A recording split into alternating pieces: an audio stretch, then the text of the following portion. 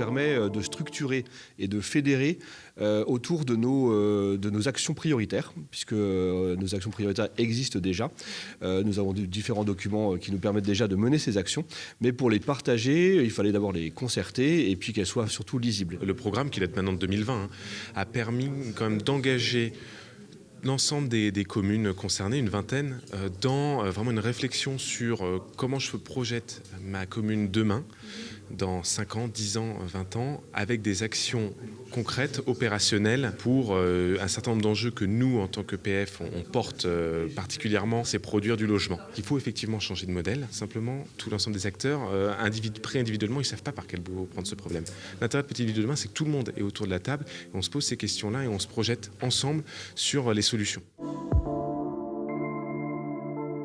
Les herbiers ont la particularité, d'une part, d'être très proches de ce seuil de 20 000 habitants, donc c'est déjà une grosse petite ville de demain. Et puis surtout, les herbiers, comme le pays des herbiers, ont un taux de chômage extrêmement bas, ont un dynamisme économique très important, ce qui pourrait laisser penser que tout va bien. Alors qu'en fait, lorsqu'on y regarde d'un peu plus près, on se rend compte que la ville des herbiers en tant que telle a un sujet de déficit de logement, un sujet de reconquête de bâtiments qui aujourd'hui dans le centre-ville ne sont plus tout à fait adaptés, qu'il faut recycler, ou en tout cas avait peut-être quelques questions à se poser sur l'attractivité du centre-ville. Et puis aujourd'hui, avec le réchauffement climatique et notre obligation de lutter contre le réchauffement, les causes du réchauffement climatique, je crois que la ville des herbiers avait aussi à se questionner sur comment bien vivre dans son centre-ville demain. Avoir une expertise ou des expertises extérieures, puisque nous sommes bien structurés en interne, on a des agents très compétents, mais c'est vrai qu'avoir une expertise d'entités qui nous accompagne de manière plus facile, ça va nous permettre d'être peut-être plus efficaces.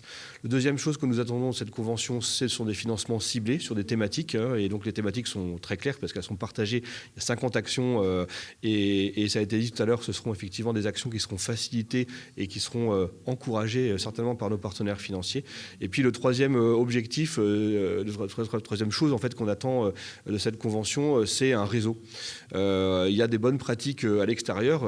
J'en rigole en disant qu'on fait des choses, tout ce qu'on fait c'est bien, mais d'autres font aussi des choses très bien. Et donc si on peut s'en inspirer et si d'autres peuvent s'inspirer de ce qu'on fait aussi, c'est bien d'avoir un réseau et d'essayer d'être plus efficace ensemble.